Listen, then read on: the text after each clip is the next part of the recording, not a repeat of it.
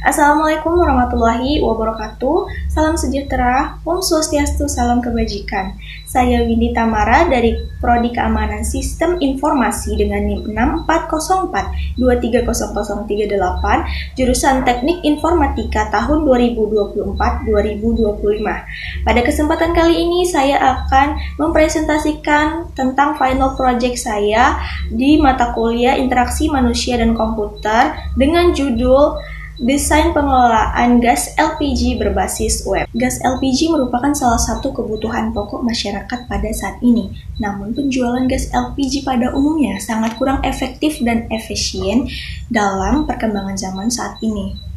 Untuk itu saya membuat website ini dengan bertujuan untuk meningkatkan efektivitas dan memperluas jangkauan pasar lewat website, memberikan kemudahan kepada pengguna dan pengalaman kepada pengguna.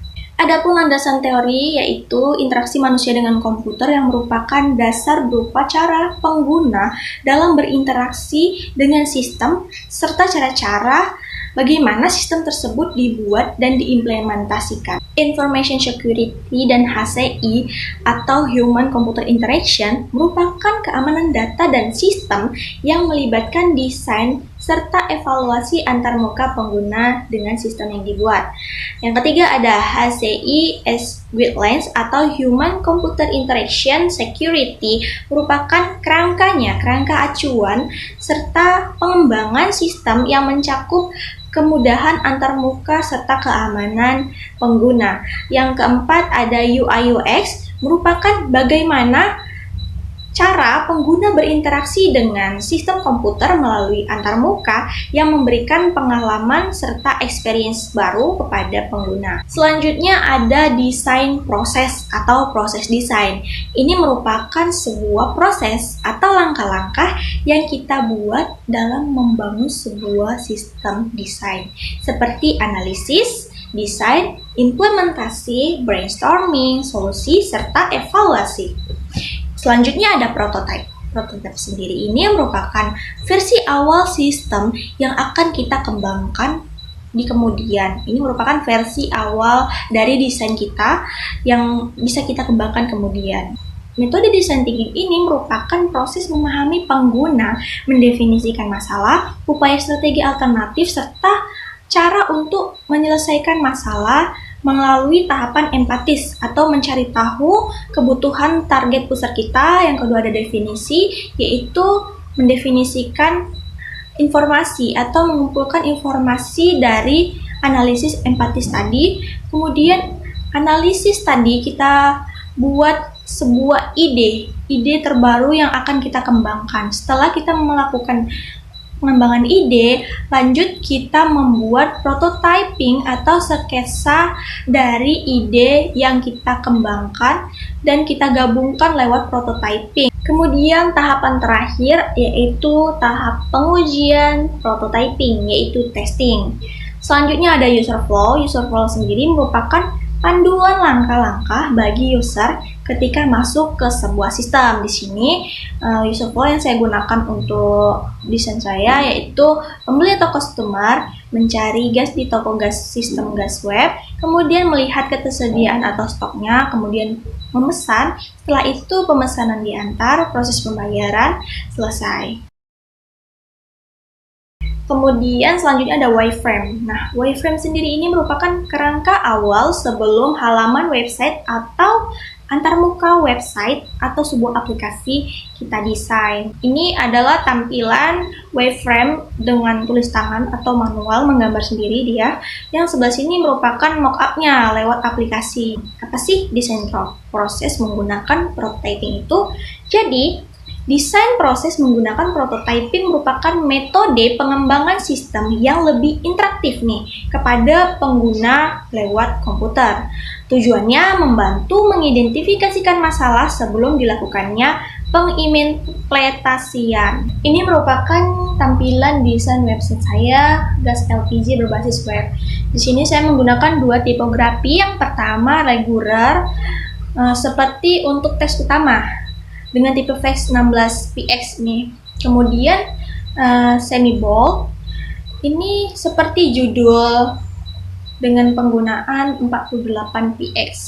Untuk variasinya saya normal dan bold untuk membedakan elemen teksnya. Dan untuk coloring sendiri saya menggunakan tipe analogus atau berseberangan yang diambil dari warna logo label desain saya sendiri, yaitu warna hijau 60%, warna putih 30%, dan warna orange 10%. Untuk spacing sendiri nih, saya menggunakan keseluruhan spacing sebanyak 10 px sampai 40 px, di mana header binner itu elemen utamanya 20 sampai 40 px. Kedua, margin antar kolam, antar kotak 10 sampai 20 px. Terus padding 10 sampai 15 px, terus jarak elemen yaitu 10 sampai 15 px juga, seperti inputan tombol kirim itu 10 sampai 15 px. Kemudian ada margin ada padding footer dengan jarak px spacing 10 sampai 20 px. Kemudian ada responsive design-nya sendiri. Di sini saya memastikan bahwa web dapat beradaptasi dengan pengguna lewat pengalaman yang optimal, seperti navigasi yang ramah pengguna, grid dengan 4 produk per baris, kemudian elemen yang mudah dibaca. Kemudian ada homepage yang merupakan menu navigasi di bagian atas untuk akses mudah ke bagian lain situs. Pesanan yang jelas seperti elemen hero, kemudian header, ada informasi seperti iklan, promo, produk, rekomendasi, nilai tambahan, keunggulan, laman kotak, footer, atau sosmed laman copyright merupakan homepage-nya. Kemudian ada page layout. Nih, page layout ini menempatkan elemen utama di seluruh halaman. Nih, dia. Kemudian seperti item penting dalam mengklik ke lokasi yang sama. Kemudian ada navigasi, yaitu merupakan penempatan secara strategis menu navigasi utama seperti pencarian, troli, ikon media sosial, dan submenu di bagian paling atas. Kemudian ada scrolling and paging. Untuk scrolling and paging ini, pagingnya merupakan cara berpindah antar halaman ke halaman lain atau batasnya. Kemudian scrolling itu cara mudah pengguna untuk menggulirkan halaman seperti scroll bar. Ini fungsinya untuk membagi informasi dari konten yang panjang menjadi konten yang lebih pendek. Kemudian ada heading, titles, and label, di mana kita memastikan label kategori termasuk judul seperti rekomendasi, data label seperti deskripsi produk, tautan, heading, judul utama seperti My LPG. Kemudian ada links, di mana links ini merupakan label tautan konsep yang ada dan bermakna dalam sebuah desain yang dapat dimengerti dan dibedakan oleh pengguna, bukan desainer. Contohnya navigasi atau menu bar yang mengarah kepada halaman tips misalnya. Kemudian ada banner promosi yang mengarah ke halaman promosi. Kemudian ada rekomendasi produk, from kontak, dan media sosial. Selanjutnya ada grafik, image, dan multimedia. Di mana grafik sendiri di sini seperti ikon yang saling terhubung. Kemudian image seperti gambar pendukung pada iklan. Kemudian ada multimedia atau gambar bergerak juga pada iklan. Kemudian ada writing web content. Contohnya memberikan informasi tentang produk yang ditawarkan seperti e-commerce web.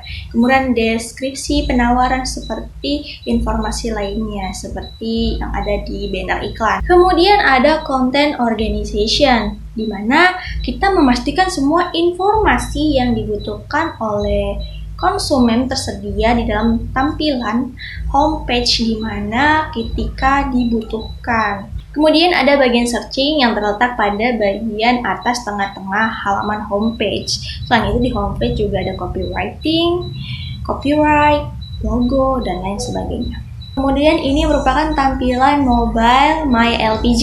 Pembahasannya yang pertama kesederhanaan dan keterbacaan seperti indikator stok, kemudian ada navigasi, dan fitur utama tanpa harus melalui banyak langkah dalam mengaksesnya. Kemudian ada responsif dan adaptif, mengingat bahwa ini adalah merupakan aplikasi mobile seperti elemen UI, seperti tombol, drop down, dan peta interaktif harus dirancang sedemikian rupa agar dapat dioperasikan di layar Android atau layar sentuh. Kemudian ada aksesabilitas, seperti mempertimbangkan teks yang dapat dibaca, kontras warna yang baik, dan navigasi yang mudah, user experience. Merupakan fokus pada pengalaman pengguna dan memastikan bahwa interaksi dengan aplikasi terasa alami dan memuaskan pengguna. Pengguna harus merasa yakin dan nyaman saat menggunakan aplikasi untuk mengelola kebutuhan gas LPG mereka. Kemudian ini merupakan hasil evaluasi desain. Di sini terlihat tabel saya menguji pada 8 responden dengan 10 kuesioner. Nah, di sini juga terdapat grafik. Nah, di sini terlihat grafik. Di sini grafiknya menyatakan netral ya, di range 4, 2, dan 3.